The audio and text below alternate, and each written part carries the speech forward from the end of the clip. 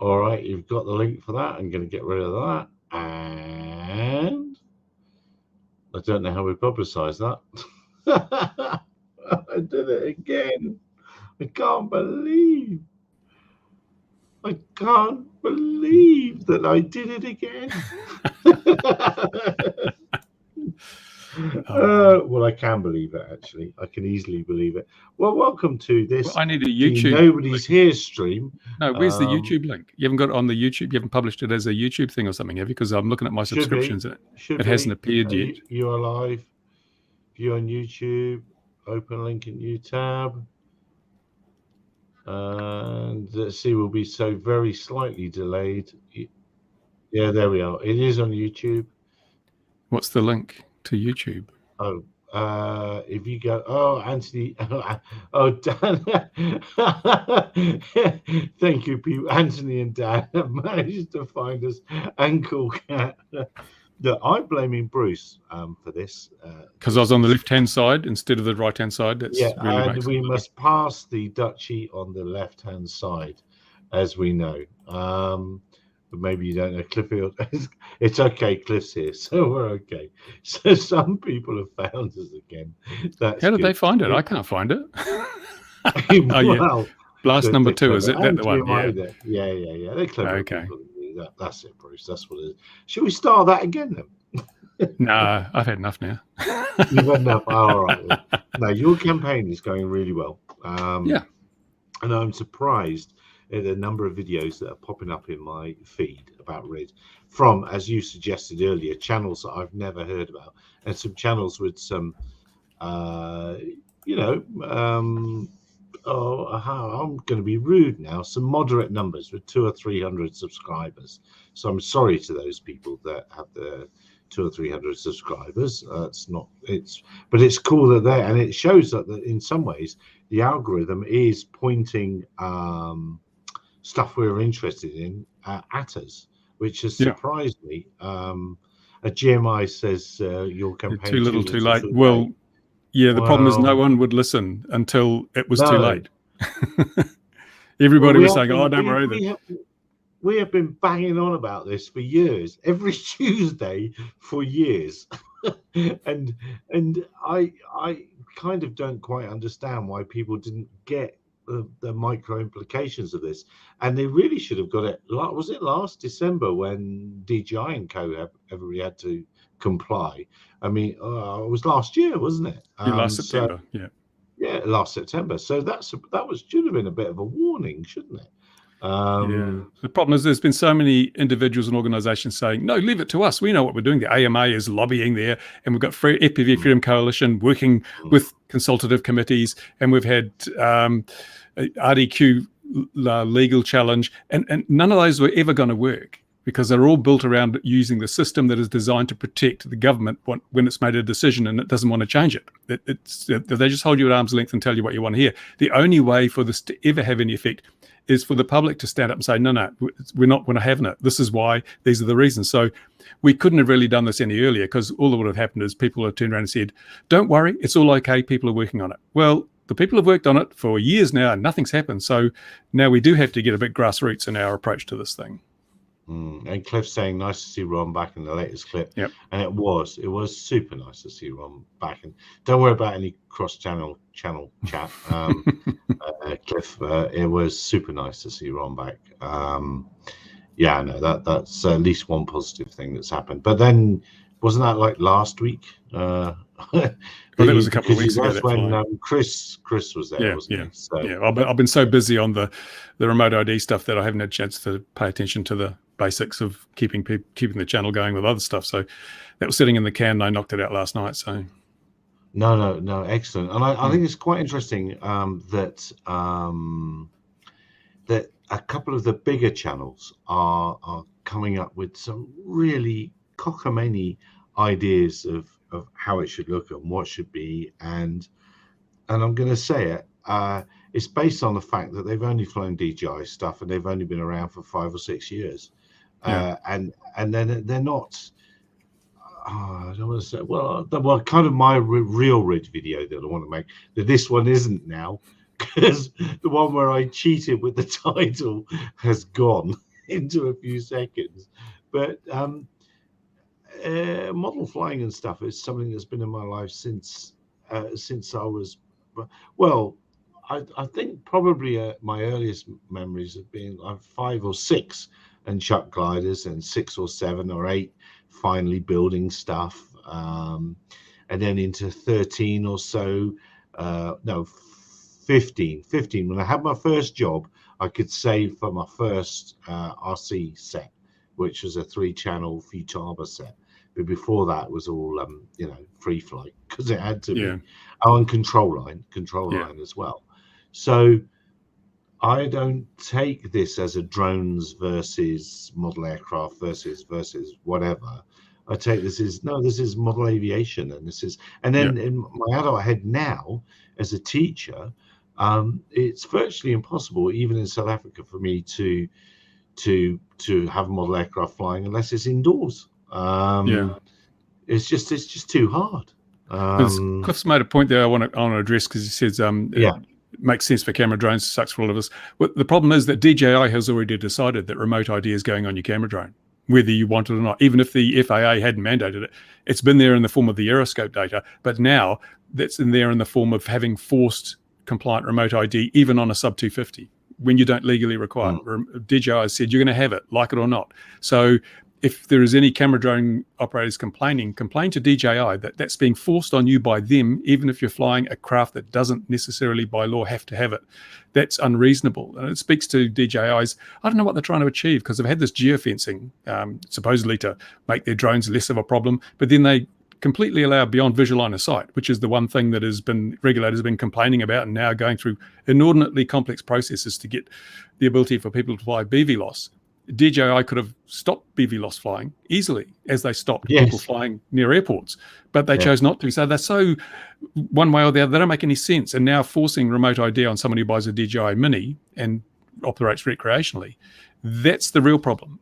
They are sometimes in the FAA's pocket and sometimes they are not, but I don't know what they're trying to achieve. So I think the whole thing is that we realize that there are times when remote ID may have a value, but it's not so much the type of craft you're flying, it's where you're flying and when you're flying. Those are the things that will determine it. Well, it's quite interesting. A chap down here says to me, can't we get our Civil Aviation Authority to accept remote ID? And the reason he said that is because we're about to have a massive transponder mandatory zone here. Ooh, where's he gone? About to make that transponder mandatory. So I said, it'd be much cheaper if we could have one of those $50 RID devices. And I said to him, RID was never designed for real aviation. It was never designed for to be part of air traffic. Hello, Nolly, Dan, Cliff, Squishy, hello everyone that I haven't said hello to. But it was never designed for it. And it doesn't, the main problem I have with it is it doesn't fit in a safe sky that we all want, a safe digital sky for 50 or 100 years time. This is going to go. ADS-B is a terrible standard because it can be easily spoofed, and it's 1990s technology, and we shouldn't be using it 30 years later in 2023. But it's had a little bit of a life. RID will be gone. It'll be gone. Broadcast RID will be gone before you can say, what was that? And they're going to move on to network RID before you can say, what was that? Well, I've said that twice. What was that just went by? That was your broadcast ID. That was it's a thin end of the bigger wedge of network remote ID. But interesting, I noticed that, who was it? Jason asked, what are you hoping to achieve now with the campaign? Well, the RID rule, as I mentioned in the video, it's in place. We're not going to get it thrown out, but we can change the way it's enforced. We can, like the FAA, they said first phase starts on the 16th of September, 2022. And then they said, maybe December. So they can change things. They can't change the rule, but they can change how and when and in what shape it's enforced. So we can say to them, well, you've got the rule in place, but we can get an agreement from them that it won't be, for example, it won't be enforced outside of specified areas, because it makes no sense to enforce it when someone's flying on their own property. The rule still exists, but we get them to say that just like you pushed off the enforcement date last year, you can say, we will give the community assurances that we will not be enforcing remote ID when you're flying in areas where remote ID has no relevance or significance or use. And then we can get a map of those areas. So they can change the way it's implemented without changing the rule. But they aren't going to have to do a bit of a dance now, because they promised the AMA, you're going to have your freers, mate. You'll be all right. You'll be able to fly. We'll sort you out. Yeah, but they've screwed the AMA before. They can do it again. But aren't we seeing that roll out right now? Because I'm not sure, but different people say different things about the number of freers that have been issued. I have an understanding that, yeah, exactly. That's what I have. My current understanding is, you can say zero, zilch, none, nada, all those things apply. Nothing. So what happens then in September what happens in September is, my understanding is, oh no, carry on, crack on. You can fly as long as you have that RID device. If you don't have that RID device, there's no freer for you to fly in. You're not. Is that right or wrong? Yeah, basically that's it. And the thing is that I'm a bit cynical, because I've watched this over many years. If the FAA hold off authorizing a whole lot of freers, then a whole lot of AMA members will have no option but to go and buy broadcast modules. Once they've got those broadcast modules, the FAA can turn around and say, well, we see no reason to allocate these freers because you're already using broadcast modules. The freer concept was a transitional thing. We don't need that transition. We're not going to do any more freers. You guys just fit broadcast modules. And then all the AMA members were going, what's going on? And the AMA heads will say, oh, see, we've succeeded. I don't know in what, but we've succeeded. Well, I think, Bruce, I think remote ID is coming to New Zealand. I'm not sure. It is. It's going to Australia. It's coming to the UK. Australia, and New Zealand. Yeah. I won't be fitting a remote ID to anything. Absolutely not. I mean, but that's a personal choice. Everyone has to make their own choice.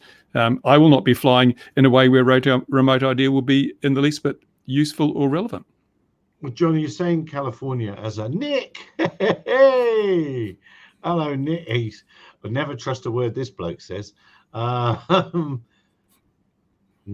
it's for everyone, Nick. It's for everyone. It's for absolutely. Yep. It's for absolutely everything. Nick is a wonderful chap. No, I didn't say that, did I? I wouldn't say that again. It's your ultra stick flying at an RC field generally. So, Nick, quick catch up then. So, your best case to catch up with this is Canada, where Canada lost all its model flying sites just before Christmas, wasn't it, Bruce? Yeah. There was a problem with the paperwork, and Canada is one of the leading countries in this. So it came as a bit of a surprise, I think, to me. I don't know about you, Bruce, but it came as a bit of a surprise that their regulator came down so heavy-handedly.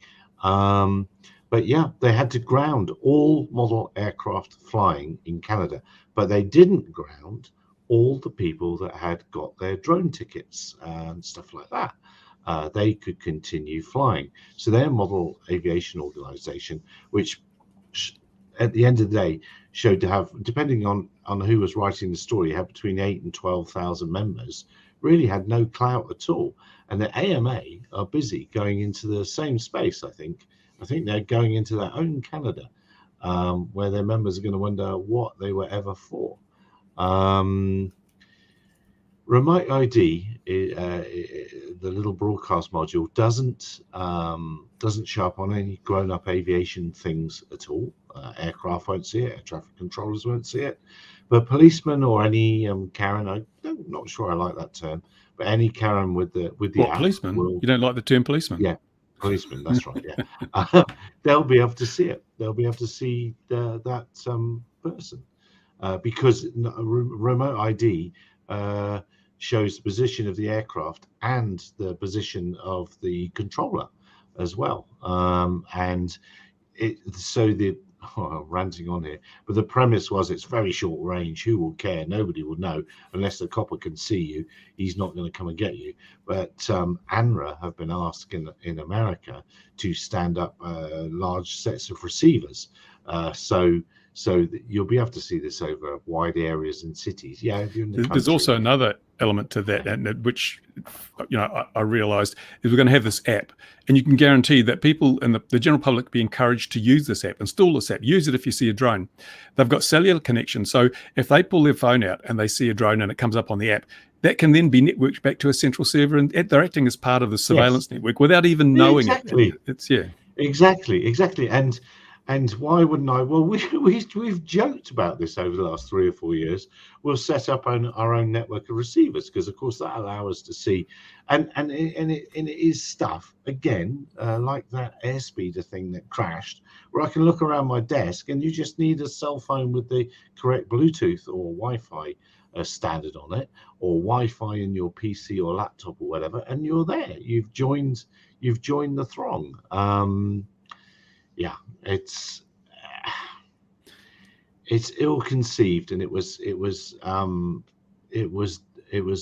DJI and AirMap who thought this was a good idea, and AirMap have gone bust. They're no longer a thing, so they're not here to enjoy the fruits of this lobbying labour. Yeah. Jason asks, I'm in the public eye, won't I risk being made an example of if I don't comply? Yeah, I will risk, but by the same token, I also run the risk of setting a precedent, because one would simply ask, this is not a aviation safety thing, it's a security thing. And I would simply ask, how many incidents that jeopardized national security would have been prevented if remote ID had been a thing in the past 10 years? And if they say 0, which it is, which is the right answer, then I say, well, what purpose does it serve? There is no risk to be mitigated by remote ID. In 10 years, nothing has happened that remote ID would have fixed. Yeah, that's it. Bob on, Nick. And then Dan saying they mentioned the ridden lacement drone raids last Friday. Yeah. So that's, yeah. Once the app's there, it will be all over the place. And it begs the question, why aren't our manned brethren facing the same sort of restrictions and rules? And regulators will say, well, they are, because transponder mandatory zones are coming into place everywhere, including not for ultralights and paramotors. No, they are. Well, they will be in the UK and here. There's no mention of it in the US at this stage. Yeah, at this stage. But of course, the numbers of drone and model aircraft flyers far exceed the numbers of manned aviators, personed aviators, as I suppose I'm supposed to say. Crude, yeah. Crude. I'm a very crude aviator. Very crude. Yes. Have you noticed, though, Gary, that the emphasis has gone from safety to security, because the safety argument is no longer sustainable in light of the 10 years of very strong evidence we've got that says we are the safest people that use the sky. So they've moved it to security. And the thing I find interesting there is in doing this, governments are moving the responsibility for regulation from the aviation regulator to their transport departments. In the UK, it's gone from CAA to the Department of Transport. In Canada, it's gone from, in Australia, it's gone from CASA to the Ministry for something in arts, the separate branch now doing that new RID thing. It's no longer CASA. And in New Zealand, it's gone from CAA to... do pottery as well, if it's the arts. Yeah, I can't... It is such a concoction, how do they bundle these things together? An eclectic mix of responsibilities, all in one government department. But it sounds like it's the drop bag for when you want to do something that's going to be unacceptable. And in New Zealand, it's gone from CAA to the Ministry of Transport. So because they can't argue safety anymore, they're arguing security, putting it in another government department's basket. And that's a worry, because I noticed the latest CASA newsletter didn't mention that consultation over RID. There was no mention of it in that. What they should be telling people, because the people that are being affected should be advised, here is a consultation that affects you, but they didn't. It was completely silent. All they could do was tell us about airprats. Yeah. Or airprots, isn't it? Yeah, airprots. Yeah, so just the others, the others don't know. Do you know a good way to spoof RID? Yeah, put it inside a carbon airframe. There's loads of ways. You tape it to the arm of your quadcopter with several layers of aluminium body tape, very firmly.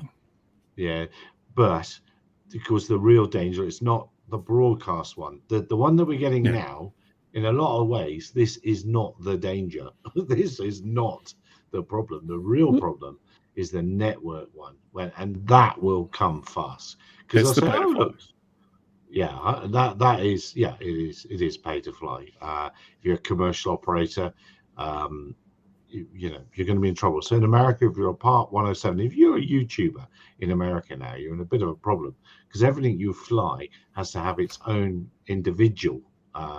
Everything has to have its own device. Even You that. can't move it around. If you, I think I'm right in saying, Yeah, if because you're a each model individual aircraft drone must flyer, be registered with a unique identifier. So you can't yeah. use the one broadcast module on every drone. You've got to have one on each, which is a crazy requirement.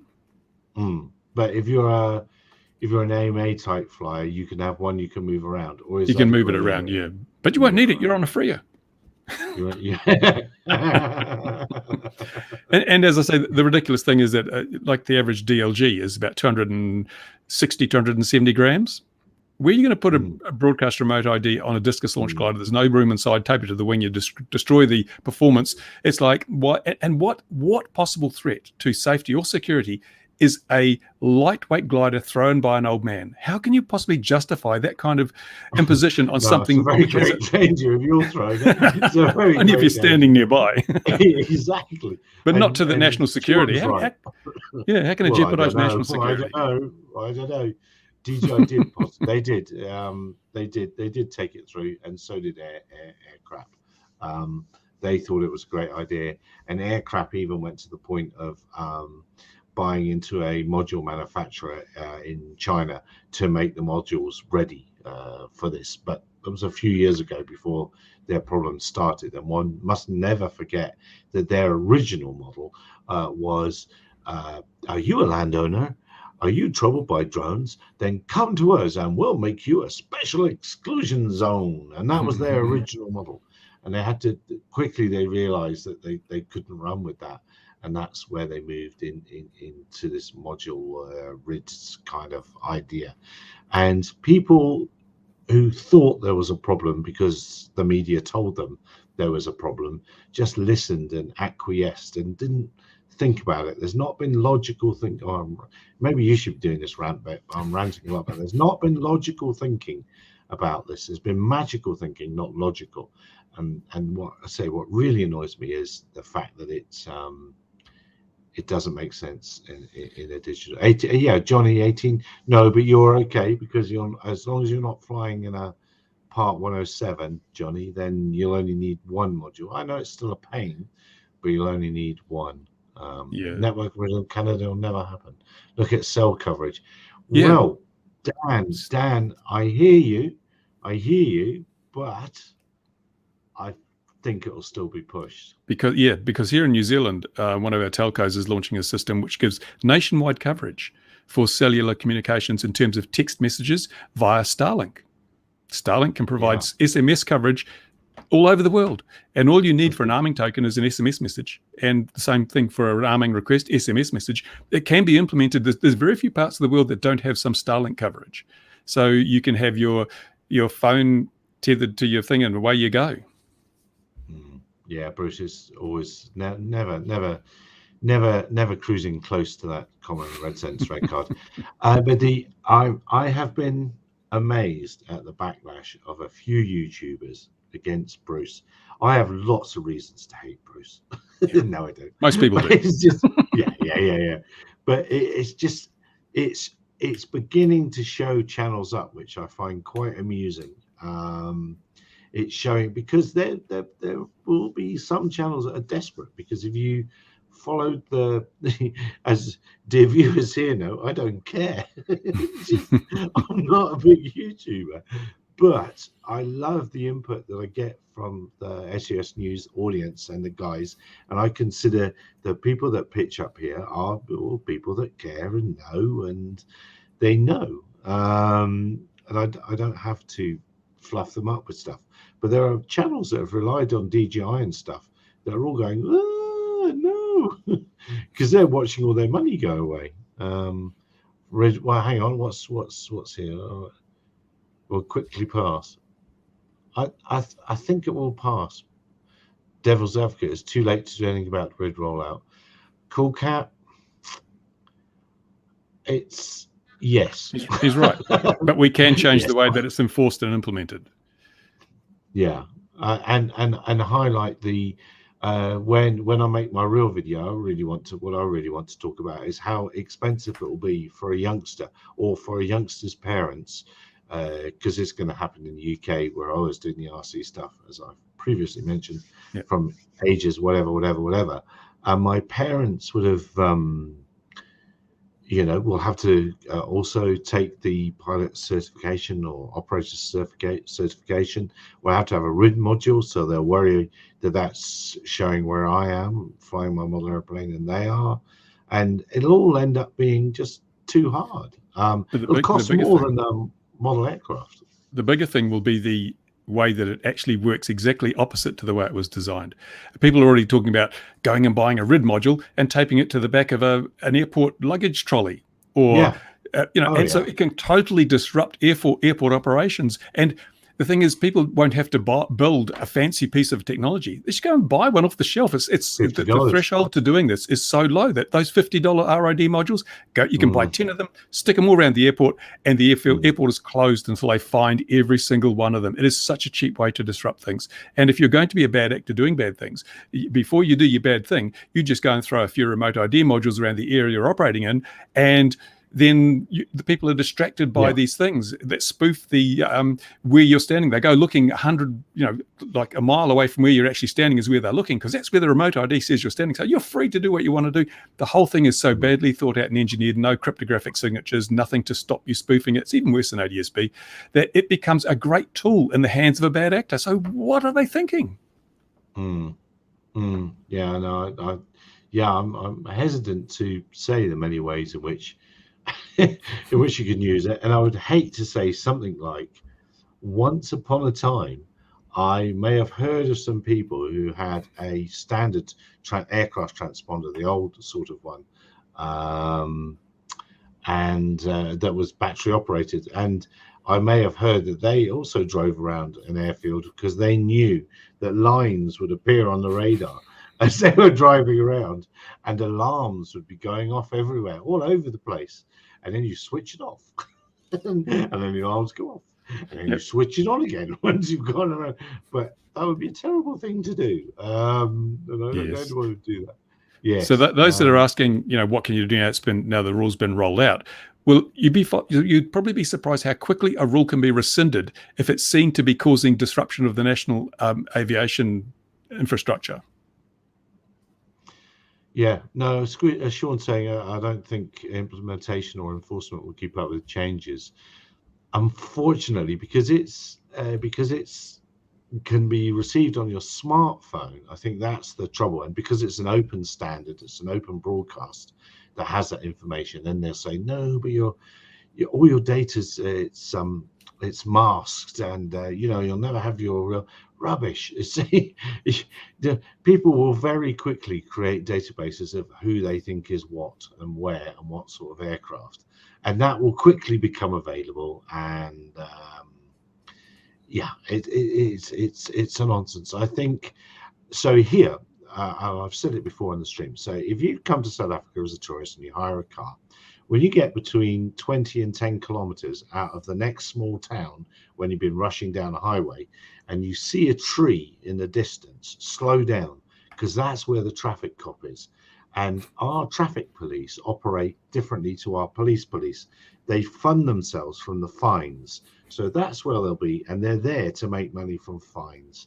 And so the UK has just passed a thing where you can get like an ASBO. You can get a simple fixed penalty ticket for a drone charge now. And when you hit that situation where the cop can go, all right, we're not going to send you to prison, but you pay us a quick £100. And that's why it's worthwhile. I'm not putting this very well, but that's the point where it will get policed, because they'll make a quick $100 or whatever it is by seeing you. And that's coming. Just to answer Nick might be new here, because I'll repeat again what I often say. If anybody's worried about recreational drones being used in the same way they're used in the war theater in Ukraine for dropping explosives and things, then you don't have a drone problem, you've got an explosives problem. Where are they going to get these payloads from? You need to regulate explosives far more effectively. And if we look at history, we've seen all sorts of things weaponized by bad actors. LPG canisters, U-Haul trucks, yet we don't see remote ID being mandated on those. I'm with Cool Cat there. Now, this one, Johnny, a second we turned on your coil and ready to see what would happen. Now, the CAA in England, I think it was last week or the week before, put out a little video about doing just that. If you're at the airport, and don't just switch it on and off again to see if it works, because your counter UIS stuff will all light up. But that rather assumes that there is actually counter UIS stuff at the airport. So Heathrow, Gatwick, Stansted. Oh, did you see that video on YouTube? Was it Pittsburgh or something? There was drones sighted at the airport, and there was the ATC radio. Someone recorded the ATC radio saying, "Oh yes, we've got a report of a drone." The drones they saw flew for an hour. They were black, white, and silver at different times, and I think there were two of them. And the thing I found most fascinating was that most of the pilots said, "Oh, we don't care, we're going to land anyway." Like they didn't. The pilots were unconcerned that someone had seen a drone. It was the air traffic controllers that were all worried, and but the pilots, because what they said to one, would you like to change runways? He says, "No, I'm fine on the runway I'm on," basically, and came in and land because a drone had been seen at the end of the runway, apparently. But no one was found. Nothing was, and there was obviously no counter UIS because the only information they had were sightings. There was no one saying there's nothing on the counter UAS system or anything. So most airports don't have counter UAS, which means they will rely on these phone apps, which will be so easily spoofed. Yeah, absolutely. Or as we've said, you'll just drive around and around with a $50 unit. And Cool Cat, the bugbear, the chilling effect on children. That is exactly my, that's exactly my especially when there's only 19. Well, there's only 4,000 free as the FAA say they're going to allocate, but there's 115,000 educational institutions in America. Yeah, that's something you won't have caught up with on Nick. That the FAA have said, and well, as he's just said, they're only going to allow 4,000 freers, but so far they've allowed 0. So flight tests were going for them. There's a couple of big channels. Ken Heron was going for one. A few channels have been going for them, and they're just saying. Yeah, Joshua Bardwell, he got declined. Joshua Bardwell, but even for established sites, they're saying, "Oh no, you don't comply," even though they've been there 30, 40 years, 50 years, 60 years, 70 years. Because they state in the NPRM, these were only transitional. They were supposed to be all phased out within a few years. No more new NPRMs, no more new frees, I should say. So they have talked weasel words. And what is going to happen is they only ever see them as a transitional. Yeah, and that free, and they said originally that if they found that the freer wasn't being used, then they would take it out and it'd be gone forever. They said when they were gone, but they weasel worded that a little bit. So I suppose a little bit whilst Bruce's campaigns go impressively well, and dear viewers, please make your own. Is a boomerang a UAV? No, it's not DJ Engines, because it can't be controlled in 3-axis from the ground and sustain flight. That has always been the background burble. So a football isn't, a cricket ball isn't. What about my single channel hand launch glider? Yeah, that's interesting, isn't it? It can be controlled, but can it be controlled in 3-axis as it's coming? It's only got your control. Yeah, I'm hearing that. But then you've got inherent stability from the way it's set up. So, I mean, there's so many ways to challenge these things. There is, but that was always the thing with footballs and other stuff. And even here, what upsets me or depresses me a little bit is that. So before 2010, the World Cup in South Africa, they were talking about regulations, and they framed it around a kicked football because it was 2010, the World Cup. In the energy of a kicked football, if it was less than that, then they weren't going to care. But even that's been dismissed. I've seen the phrase "sustained flight" used a lot in the definition, which means I'm safe. Very few of my flights sustained for more than a few seconds. Sustained, yes. Yes. Schools and university freers. No, Cool Cat. No, they're not. No, they have to apply, and and as I say, there's 115,000 schools and universities and educational institutions, but the FAA has clearly said no more than 4,000 freers. So it's not many, and there's 2,000 FAA fields. But I could be very, very wrong. I think I'm right in saying they haven't even finalised the actual requirements for a freer. I think there's a document or two that need to be signed off yet to make the whole process binding. and I don't think it's been done. I can't remember what they are, And but then there's the environmental thing. You've got to have an environmental impact report, and if that you don't pass that, then you noise. don't get freer status. The problem, which is again total lunacy, what they're saying is, if you want to fly there, then if there's no harm on the environment, you can have a freer. But if it's going to be harmful to the environment, you've got to fit a remote ID. We won't stop you flying. You just have to have a broadcast Yeah. remote ID because that will mitigate the environmental impact. Or the environmental Really? impact. That's right. Yeah, yeah, $50 a month. Oh yeah, that'll make the swans fly again, Yeah. and the Yeah. ducks quack, and whatever. Yes, yeah. No, the whole thing is poorly thought out on so many levels, but unfortunately has attracted the attention of loads of regulators who suddenly think it's Yeah. the answer. And do you know why it's so poorly thought out? Go Because on. all the people on the consultative committees are from industry. There's not one representative from the hobby community on those committees. Therefore, they don't understand the things that we're bringing up that obviously make a big problem, big difference. They're looking solely from a commercial perspective. How will this benefit us? And even when the AMA is involved, they're looking, how will this benefit us? Oh, free is we can charge money. And even now, I've got to be a little bit cynical. I know Josh Bixler is a really nice guy, and I really admire what he does. But they have stepped back from the remote ID thing. They didn't alert all their members. They put it on the second channel, 17,000 views versus the 2.1 million subscribers on their main channel. And now I hear they're bringing out a remote ID module. Could it be that they actually don't mind remote ID because they can make a bit of money out of selling these modules?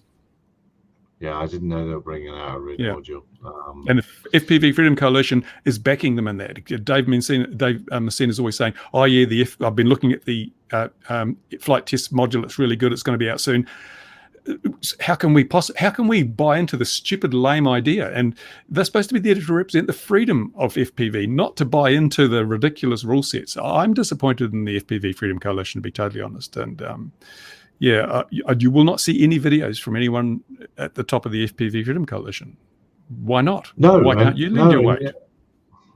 Can you stick RID modules to pigeons, maybe, and then Cool Cat saying the seems to be getting hung up on private land condition? Yeah, there's lots of. I've heard of lots of automatic denials for those freers, and so it's going to be easy. It's going to be easy to make only 4,000. It's going to be really easy. And they're all going to be in Utah, about 200 miles out of town. On a salt lake somewhere. Yeah. Exactly. And then the model rocketry people in America, they've just had their big competition and they seem to have got it all right. It seems to work okay for them. But rockets aren't a threat to national safety or security. No, I mean, you could. What about balloons? No crossbow. Oh, they're dreadful things. Yeah, but do you have to have all that paraphernalia on balloons?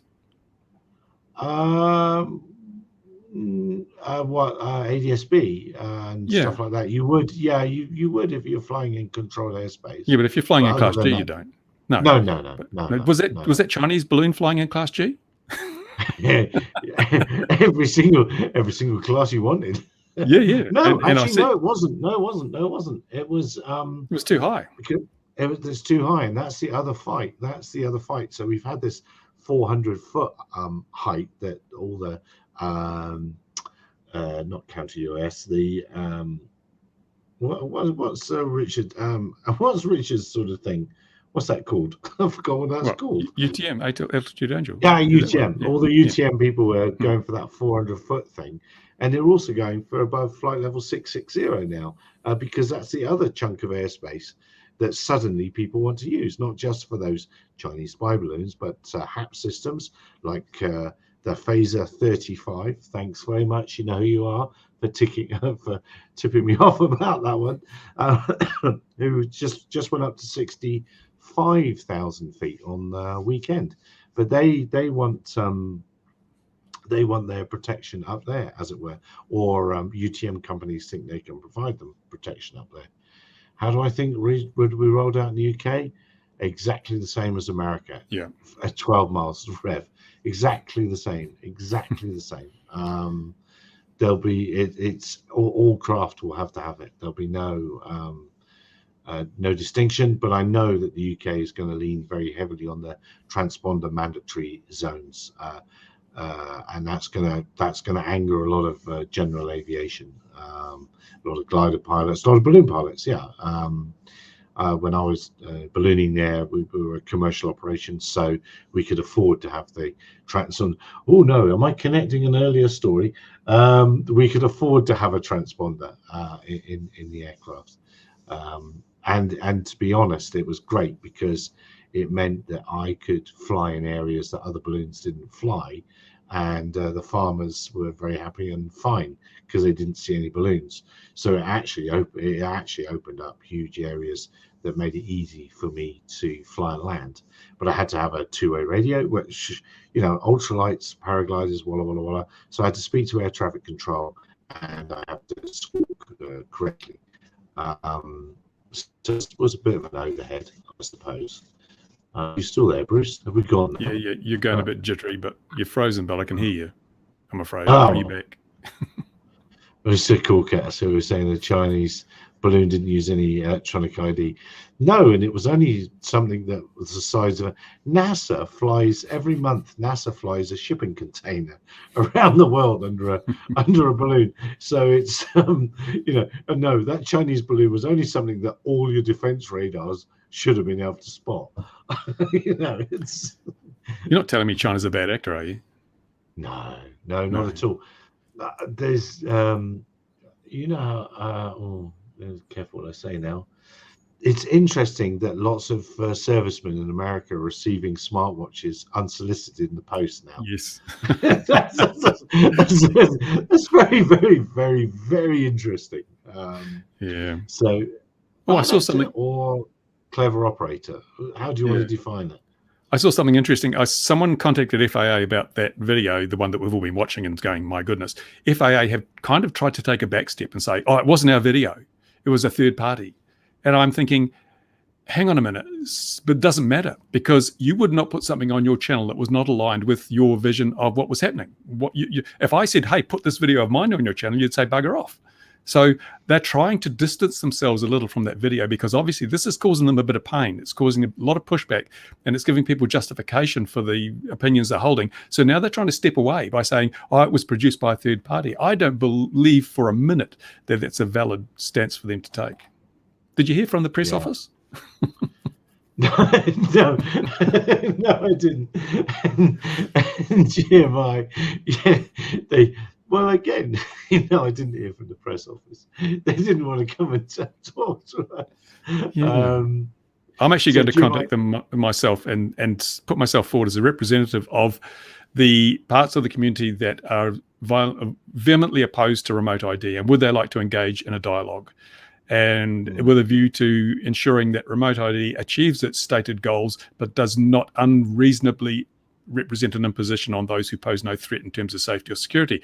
We'll see what they say. I'd have very little hope, but if they choose not to engage in that dialogue, I think it speaks to the fact that they are not interested in the hobby community.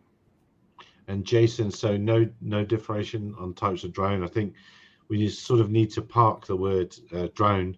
It's an unmanned aerial system, or an RPAS, or a remotely piloted aircraft system, and anything that can sustain flight and be controlled in 3 axes from the ground is an RPAS. Now, if it's got a camera on it, so if it's sub 250, I think, now you're going to have to correct me, Bruce, in America, if it's sub 250 without a camera, it won't need it. This camera makes no difference on sub 250. As long as it's not being used for commercial purposes, it doesn't need registration or remote ID. Okay. But they've done some cunning stuff in America. When people renew their registration, they have to register a drone, even if they are only flying sub 250s. This doesn't make a lot of sense to me. And so they're trying to catch people any which way. If you've got a Mavic 3, a Mini 3 or something, just a DJI Mini that's sub 250, and you go to renew, you're going to have to put the serial number of that drone in there, because you need it to re-register, as I've been told. And Patrick, hello, Patrick. Patrick's exactly right. DJI does equal RID. DJI and AirMap equals RID. If you want your historical, how did we get here? That's how we got here. Lobby money and continue selling their products. Yes, because Brendan was so in favour of remote ID, isn't he? When he was working. Oh yeah, he still is. Well, She was. It was him. It was him at the meetings that proposed it. And I saw him touting on Twitter the other day, oh, our AirSense thing is fabulous. It alerts you to approaching aircraft. Yeah, but every approaching aircraft at every altitude on every vector. So it basically desensitizes you to any real potential threat. But also hardly any aircraft, because many aircraft that are flying in Class G don't have it. They don't have ADS-B. They don't have a radio. So even cool cats in balloon, you have to get the Lions get the dinner ready. That is true. Even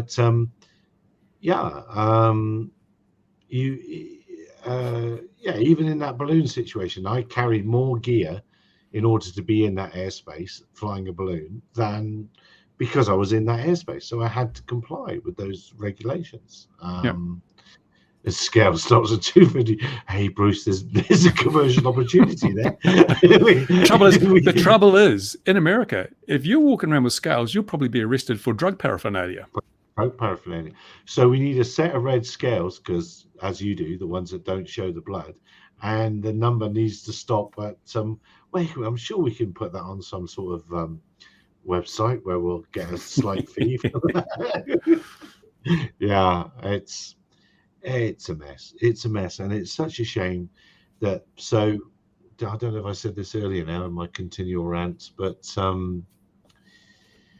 it's such a shame that people didn't wake up earlier to this. The notification thing, and a popular chap said there were 50,000 comments, but they were ignored. There should have been 100 or 200,000. That would have been harder to ignore comments. And so even then they would have ignored them. We've got to start. But we've got to start following as a community. We've got to start following a little bit harder what is being done in our names by a lot of the times by organisations that purport to be our friend, be on our side. We've got to be aware of it, and we've got to hold the feet to the fire of those organisations when it goes wrong. I think the Canadian AMA equivalent is probably going to go pop now after that little incident. But that was terrible what happened in Canada, and it's with FRIAs it's going to happen in America. There's going to be a lot of AMA people say, hang on a minute, what? We can't fly it now, why? It's unfortunate. One good thing about the campaign that's running at the moment is it has really brought the community closer together. It's amazing how, and people's channels are starting to grow because they're getting the views, and people are subscribing because they didn't know they were there before. And it's brought everyone that is doing the heavy lifting, it's brought them so much closer together, or more of a cohesive community as opposed to a group of individuals. And that is something that we've needed for a very long time. So even if this whole campaign succeeds in nothing, it has brought the community closer together and made an awareness that we need to speak out on these issues, not rely on other people to do so. Yeah, well, I'm not going to disagree with you, Patrick. That is the bottom line. And it's not just in America; it's international. it's a worldwide problem that people have done that. I was thinking just today about writing something about pulling ladders up, because a lot of the early adopters didn't think the bigger picture of rising tide lifts all boats, or whatever that phrase is. They just wanted their bit of the pie, and that's that. Pull up the ladder. Once we've got in there, we'll pull up the ladder, we'll change the rules. And that's happened around the world. I've seen it happen around the world. But I suppose it happens in every industry. I've never cared about any industry before. I've been a consumer of all industries. So this is the first thing I've watched in my 1,025 years. So I guess it happens everywhere. Yeah. To address Johnny's comment saying it should happen 5 years ago. Well, I did say to people, don't register. This is the thin end of a wedge. It's going to get a lot worse. And universally, apart from a few, people, universally shouted down by the likes of these organizations. No, don't worry. We've got it all in hand. And I mean, I'm now 70 years old. I've been through this in so many different areas where I've seen the same scenarios play out to the same rule book, and everyone does this. I was trying to short circuit this whole thing and say, no, don't, just take action now, stand up to this thing. But everyone just laid back and let it. So it was inevitable that we'd get to where we are. But it doesn't mean it's not too late to stand up and make an awful lot of noise about it. The only fight that is truly lost is the one that you couldn't be bothered waging. Yes. Oh God, I wish I could have ended this That was fantastic last night. That was that's the point, and I don't have a fantastic comeback to that, but yeah, that is the bottom line. We stand to lose. It's a bit more than just flying our DJI whatever around, as we have been. It's a bit more about DJI. Yeah. We have Did you see that Skydio? I think was it Drone Girl or something, or and what's his name? The DJI guy noted that Skydios are out of stock. You can't buy a Skydio. No, they've stopped. That's because they've stopped. Why make low margin retail products when you've got a blue list entry and you can sell at inordinate profits to government agencies that have got money to burn and can't buy DJI? Well, funny enough, on LinkedIn, the place where I annoy people the most, somebody said to me, "Do you think Skydio have stopped selling to to the public?" I said, "Yeah, I thought that was common knowledge. They have stopped." It's you're exactly right, Bruce. Yeah, why the RDQ go on. The RDQ case, Coolcat just raised the RDQ case. I said it wouldn't succeed because it was challenging on a constitutional basis, and all constitutional protections are thrown to the wind in the name of national security. But it's actually done something, I think, to weaken our position, because it has effectively ruled out making any claim on the Fourth Amendment of the Constitution that it's an infringement of privacy. The courts have already ruled it's not an infringement of privacy. So now the job of proving that in a different court is much harder, because that'll be quoted as a precedent. The courts have ruled. We don't have to rule on that. They've already decided it's not an infringement of your privacy. If they hadn't run at that like a bull at a gate and decided to do that, we might have been in a stronger position. Now, the trouble is there's no forward planning, and I'm quite surprised, because Jonathan's a pretty switched on lawyer. I was surprised that he took that avenue when, if he looked around him, he could see that just doesn't work these days. And it might have been better to pursue other avenues. It's but at least they tried. Yeah, but in trying, they've weakened our case in the longer term. We can't use the Fourth Amendment. Makes a very, very good point. The police exemption not to use RID, no, at the moment is your answer. So, yeah, that is exactly another thing. When a lot of people start going out and following Johnny Copper, they'll be, hang on a minute. But you have RID. So most police forces around the world, let's be honest, use DJI equipment. And they have it by default anyway. It's there anyway. So you need an aeroscope to see that, rather than the as demanded open source method for the broadcast. DJI aren't selling aeroscope anymore, are they? Because they don't need to, because they got RID now. They've got RID now, exactly. They don't need their own device to do that. But also, there are devices that if you are of a mind to follow anything as a DJI, you can create your own tracking devices now, your own aeroscope. That's done. That's a done deal. I also think that's why part of the reason why DJI stopped selling aeroscope was because it's too easy to do now. You can spot them. Multiple people hacked, though not hacked, cleverly worked out the way in which aeroscope worked, and there's all sorts of it's on this stick. There's a Linux version. I can't remember what it's called, but I know it's on the grey one. It's on the stick, and it's inbuilt in this version of Linux, this build of Linux.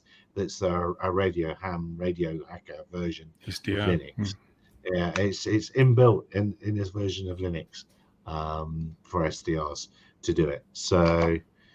Sean's here. Hello, Sean. Trappy's lawsuit. Nobody remembers that, Sean. You're showing your age. The other Sean. Yeah, that's very early days.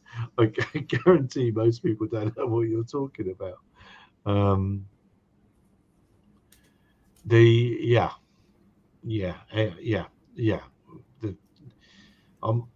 Model aircraft organizations around the world they're tightrope walking, aren't they? Because lots of things have been carved out for them over history, and they've got to surely Mitchell saying, Yeah. Well, Colquitt says, seeming wise after the effect, no, I said before, I said they won't succeed on a challenge based on the Constitution. I said that before the case went to court. I said it's not the position they should take, because previous experience shows that the Constitution is set aside in all matters relating to national security. So it will never prevail on a constitutional challenge. And that turned out to be the case. It wasn't after the case. It was before the case I made that statement. And in aviation, always, all you have to do is, much like in technology, you say the word AI and everybody fawns. In aviation, all you have to do is say the magic word safety, and everything falls at the feet of the magic word safety. So as long as you can keep saying the word safety, then you can get through whatever you want to get through. Except in the case of drones, because it's worn so thin, they dare not use it again, because there is no evidence to back their claims that these things are not safe as they are, intrinsically safe. So now it's security. But you don't, safety and security. You don't need you don't need evidence now in the post-truth world. What do you need evidence for? Engaging with those, fighting those, pointless. That's why we're engaging with the government through this campaign that we're waging, because the pressure will be put on government. Why are you exposing us to this massive potential disruption to our aviation industry through this regulation you've forced on the regulator? Because as you say, the regulator is just, they're a puppet in this whole thing. But if we can get the mainstream media to start publishing, your Christmas holidays could be upset by people using these tiny devices that are available online for $50 and could throw the air traffic system into disarray as they falsely report drones at an airport. And this is all brought about by a rule enforced on the FAA by the government. Yeah, I'm just going to see if I'm just going to get hang on, Patrick and Sean, I'm going to send you some invites. Patrick, when did you catch Rich being awake? Every time I've seen him, he's been asleep. Let's see if we can tempt them in, because this is such a big subject. It really is. So what must we all do? Just bow down and just suck it up and take it? No. Everything is by consent. All regulation is by consent. Yeah, we should embrace the pirates and mobilize the members both. Yes, that, Sean, you're right. And actually, let's see if we can get him again. There he is there. I hope you haven't changed your email address. There we are. Let's send him there as well.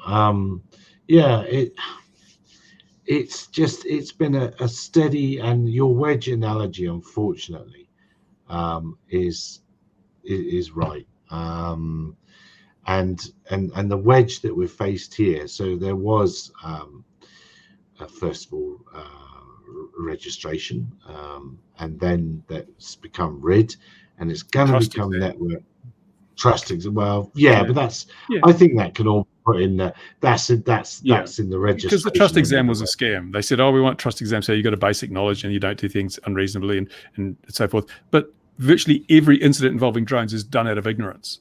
So what happened to the trust exam? Why didn't that work? It's not going to work. It's like people who get a driver's license back in 1940 and still driving today haven't updated themselves on the rules. They don't know what's going on. There's no regular follow-up from FAA.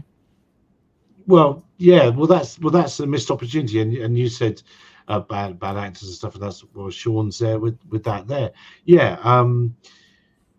It would be much better. Well, we need a just culture, as the buzzwords go now. Look out, here's Patrick. And that's why we have to fit ankle bracelets to our drone. He's got Patrick has the Hawaiian shirt on, so we're away now.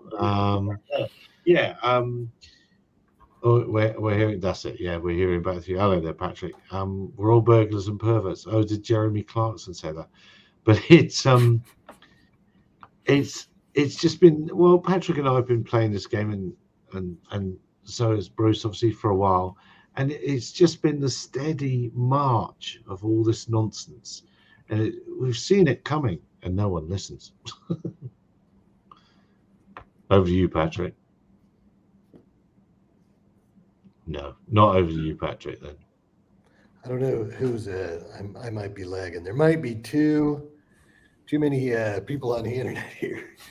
But this has been like a comedy of errors. You remember during the ARC, I mean, Gary helped me out with research and stuff during the arc, and was privy to stuff inside of the arc. And you remember that. You remember that when that FAA air traffic organization lady came right out and said, "Hey, man, forget about it. We're writing the rules for the hobby." And I turned to Rich Hansen, and Rich Hansen was awake at the time, Bruce. And I said, "Rich, mobilize the membership today." And I talked to him about a week later, and he said, "No, the FAA said they're going to do a deal with us. We're going to, be able to make." I'm like, "Did you get it in writing?" He said, "No." I said, "It's worthless. It's worthless." Was that just 2009, wasn't it? 2009, I believe it was Yeah. at the NASA meeting we were at, and and then let's look at the what happened. AMA thought, and this is so bad, but this is the kind of advocacy you got. AMA thought that the FAA was going to bless them as the community-based organization. They were going to have like 1 million paid members. And this came from people that worked in the office, told me. They actually had the meeting, prepare for 1 million paid members. We are going to have 1 million paid members. And they actually started hiring people and whatever else. Then it came out that you couldn't have, that the FAA can't bless one nonprofit to, administer all of that.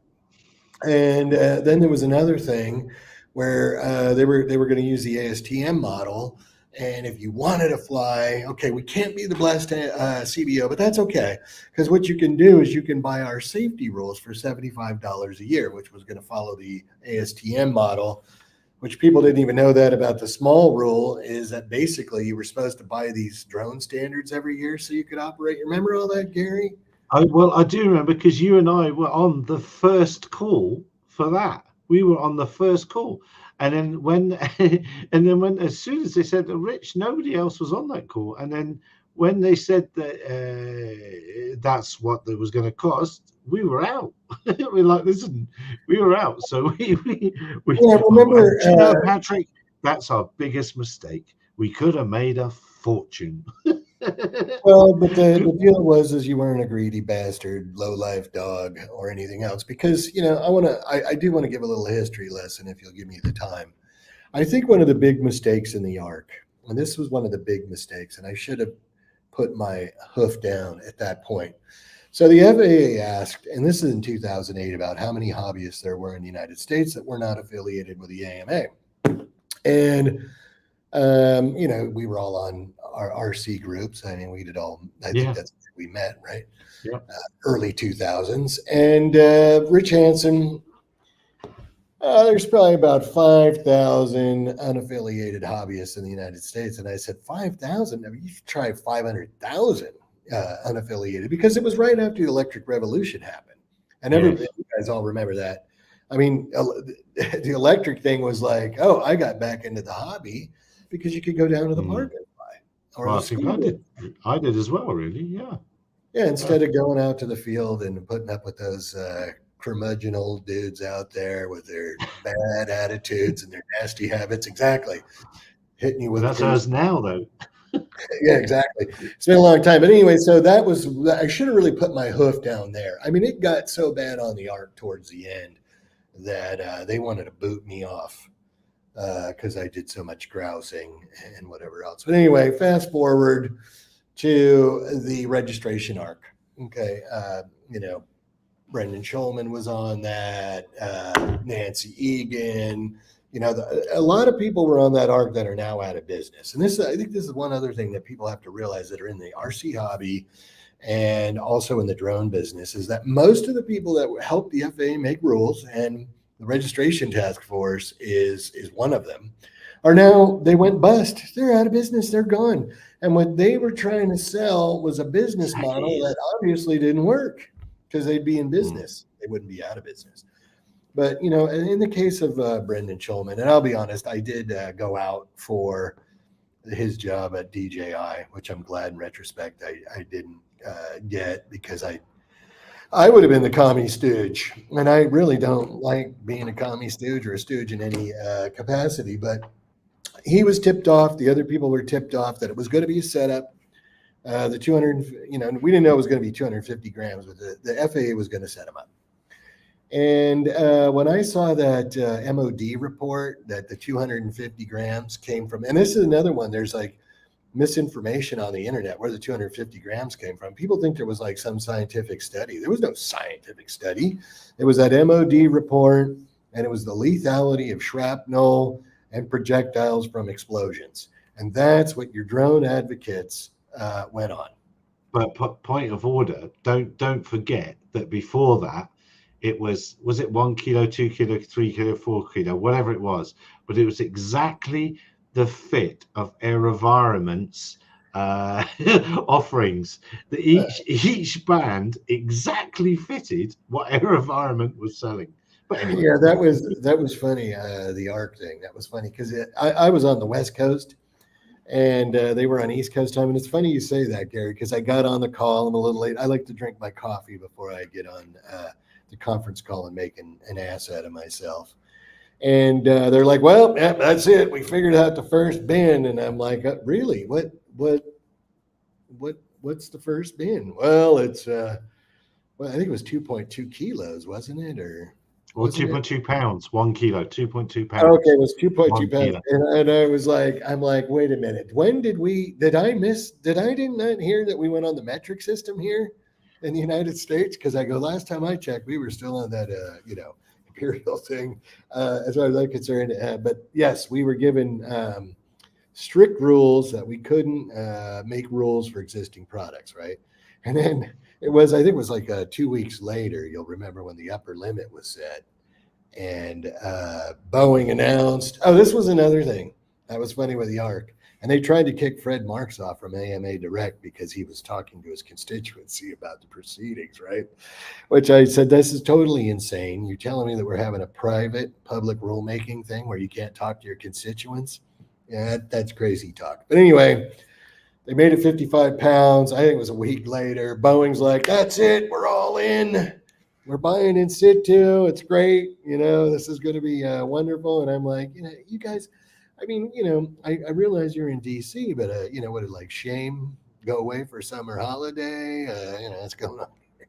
But kind of funny stuff. But anyway, the registration task force was number one was a nail in the coffin. And you remember the AMA did have a letter of dissent, and all of your people, all of the advocates and experts who said they were RC people, none of them would support the letter of dissent that the AMA put in.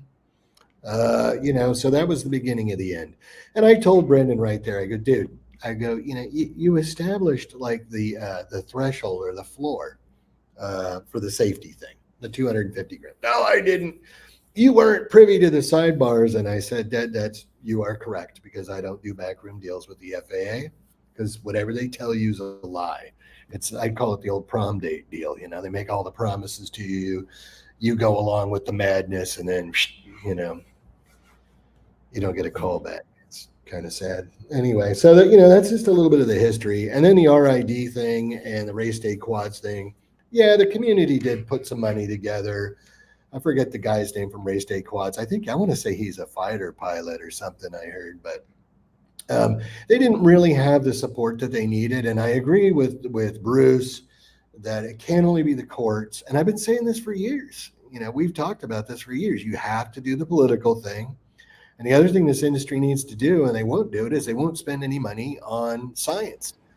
When this was another deal during the ARC, or not the ARC, but the DAC. Nancy Egan from 3D Robotics told me, she's like, I go, we need to get some money together so we can do some industry research, something that's like real peer reviewable science that we can use as a position to advocate for ourselves. Why would we want to pay for that? We'll let the FAA pay for that. They said they'll pay for it. And I said, okay, so you're telling me, and at the time she was the chairwarmer of the DAC. I said, so what you're telling me is you want the regulator to ask questions about products and services they know nothing about. These are the same people that you allowed to for them to liken your what your clients or customers do to projectiles and shrapnels from explosions. You're unqualified. And then, we had a falling out. But those are some of the major milestones of how this industry went under the bus. And then the last one was the repeal of Section 336. If you look who advocated for it, it was AUVSI, Commercial Drone Alliance, Kitty Hawk Aloft, AirMap, all of the people who are doing free services for the FAA and who are looking for money or going out of business. They're not your friend. The other thing about the court actions is people have forgotten already that the courts are pretty ineffective. Remember John Taylor? He got the whole registration thing overturned. And so what do? You change the rules. You can never beat the people who make the rules. But what they did is they got all of those same people that I just said to lobby Congress to change the rule back. And what did they get for it? They got nothing. They get a crack at making some money for stuff. So these people are all selling you out for a crack at making some money. And so, one other thing I want to hit before, this thing is over is you have to realize that anybody that's making a little bit of money out there is very happy with the status quo. And they're happy with the status quo because it is going to be harder and harder for mom and pop to make any money. And that's kind of been the deal from day one. Wouldn't you agree, Gary? Yeah. I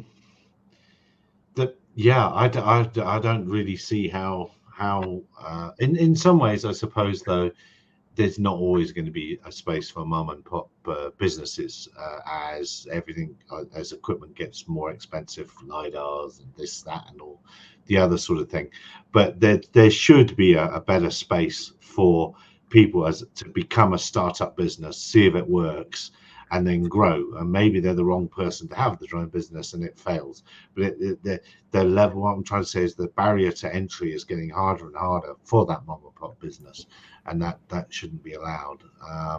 But also similarly, then there's some bigger concerns that can shout quite loudly, and they really shouldn't. They don't necessarily have the safety record, and they don't necessarily, just because they're a big company doesn't make them, it's if you've got a lot of money, I suppose everything in life works like that. If you've got a lot of money, I'd argue the bigger companies are less, because generally the people working for them are just employees. They're not passionate. They're not the people who started the whole thing.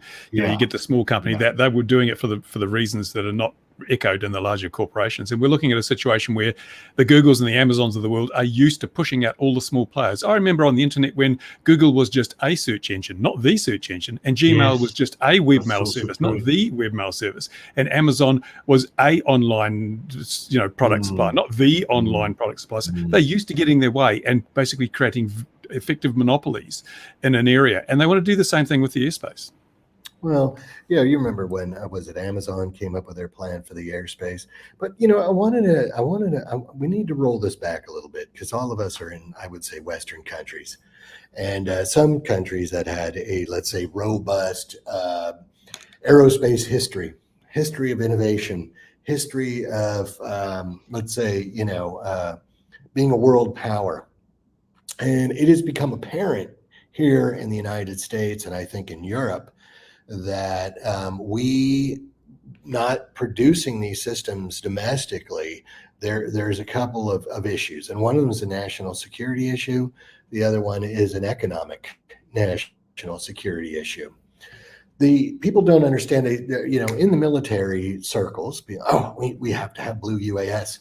And that is so dodgy as far as really trying to comply with that, because everything is made in China. And we were lazy and greedy, and probably some of the other 7 deadly sins in there. And you'll remember, I'm sure you guys remember, we have the inventor of the first homemade cruise missile here amongst us. But remember, everybody said, Iranians never be able to make a drone. Yeah, and then this student said, "Oh, do you want to find out about your competitions? We're having some really great competitions. Don't you want to post that in SES News a few years ago?" So okay, all right then, and we did. I went to do the intelligence, and I said, "Hey, man, look at this. Check it out." Ah. And then you probably remember too. So it's the same with the Chinese. So, I was at that meeting at I think it was NASA Ames in 2009. I had DHS, DOD, NASA, NOAA, FAA. I mean, I had all of the federal groups in there. And I go, "Hey, man," I go, what are you guys going to do when the $1,000 Chinese UAV shows up? And this is 2008 or 9. And they laughed, the room roared with laughter. They'll never be able to produce anything as sophisticated as a drone. And I go, the stuff that's out in the lobby has Chinese parts on it, man. You got a space program. I go, all right, you know what? Yuck it up, man. Yuck it up, because I'm going to tell you what, it's going to probably even be cheaper than $1,000. It'll probably be $350, and it's coming. So just yuck it up right now. And people, they derided me for years on that one. But that was the exceptionalism of probably Europe, Australia, and America. All went, no one's better than us at doing this, and that exceptionalism, and particularly in America, your ITAR regulations didn't help you. Even now, it won't help your industry, because as big as America is, if you make something, you'll want to sell it to somewhere other than America, like India or some other place, or Africa or Europe, but you won't be able to with ITAR. You won't be able to. So it's and that's the joke. That's the joke, because we've got to build a domestic. It's over. It is over. Even in the military, they want DJI capabilities at the DJI price point. And I go, well, you give me $1.5 billion, and I'll build you a $1,500 drone. Well, you have to hand it to the Chinese. We've paid for their abilities. As all around the world, we've all paid for them to get to the point they're at. So fair play, well done. Remember that a few years ago, I said that. I go, you may turned out to be a beta tester for Chinese military drone technology, and you paid for it. And then the spying and all the rest of that stuff. And people still, why would they spy with a drone? You got cell phones, blah, blah, blah. Is that what you tell prospective drone clients when they call you? Oh, you got Google Earth and a cell phone. You don't need any drone work. Yeah, get out of here. I mean, it's not even funny. Well, Mitchell's making a good point about the silicon, and that's this mythical, depending on the circles you move in, the mythical idea that there was a government 4G layer in China that they allowed out to preferred customers, and that's research companies shut down in China that did that. But it's baked in. That's your whole Huawei, your whole in the cabinet thing. And if they have it all fares in love and war. It's fair play. You have to hand it to them. I think now, it's like people finally caught on, and I don't know. And my thing is I guess finally people in Western governments went on to the CCP website, PRC website, to read what they post, because they've been pretty open about what they're going to do. Made in China 2025. Yeah, exactly. That started in the 70s. And they put it on just the happens. website, It just happens that we happen to be living in the bit that is 2025. But that started in the 70s, and they've done it. So fair play. It's a major artisan. Yeah, a mad out. Yeah, that's right. And cool cat, it's not the Chinese haven't really reverse engineered. They have reverse engineered a lot of stuff, but they are moving forward on their own. DJI has thousands. They're just inspired by Western technology.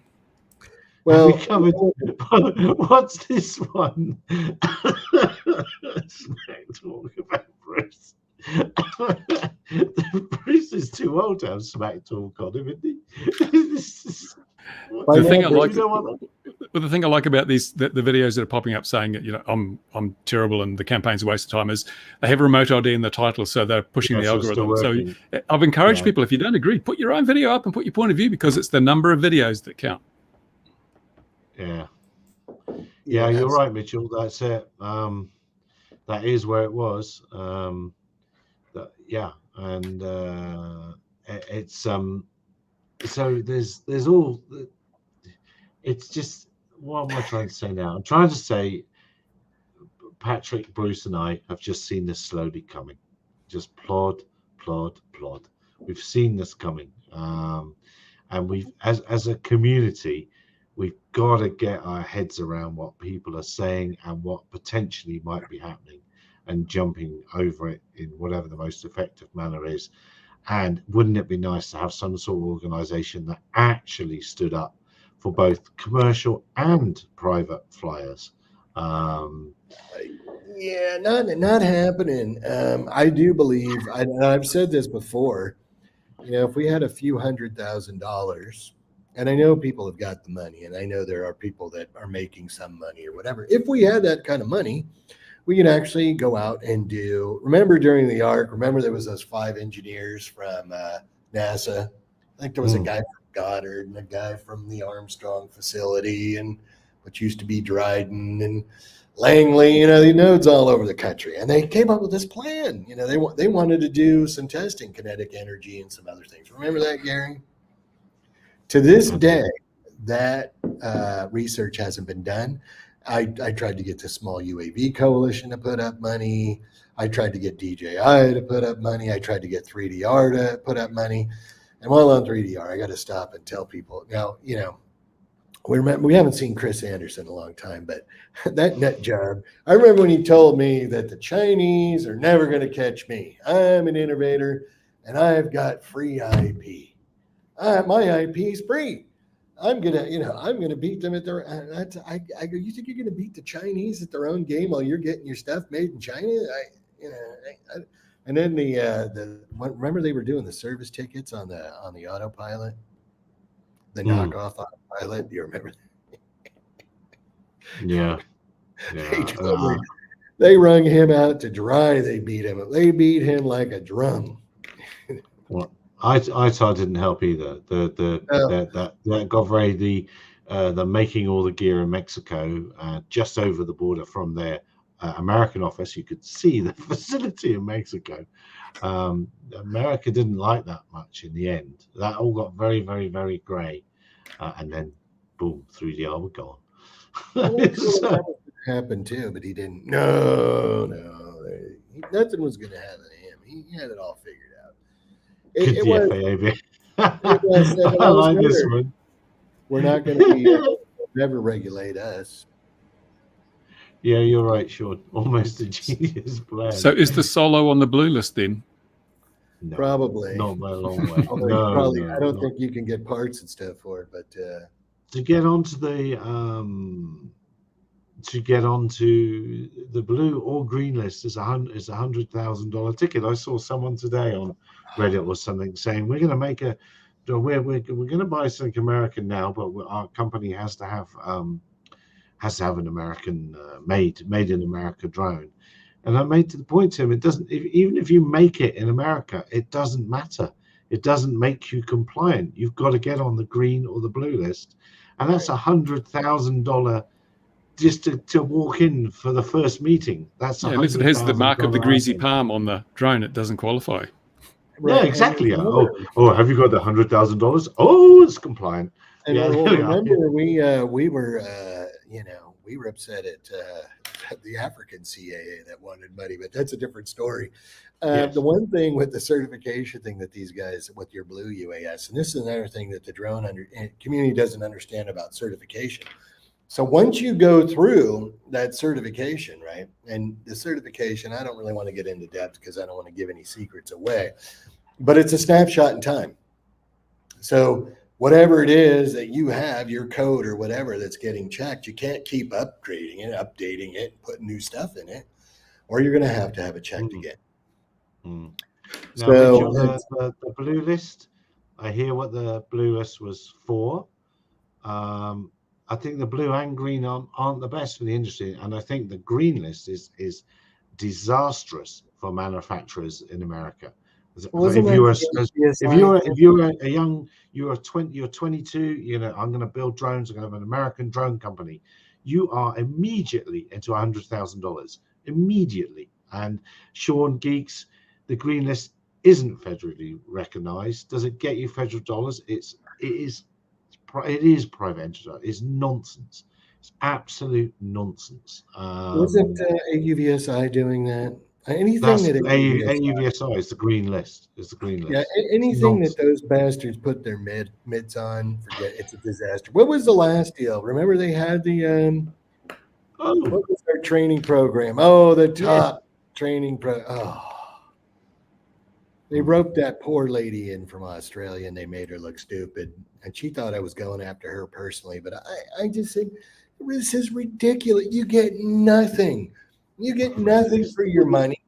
They basically stole it. And it wasn't that it was a bad idea. I proposed something when I was Silicon Valley chapter president that was very close to that you should have some sort of member benefit. The first level should come with your membership. And then it looks like, hey, we're giving our membership a value, 1.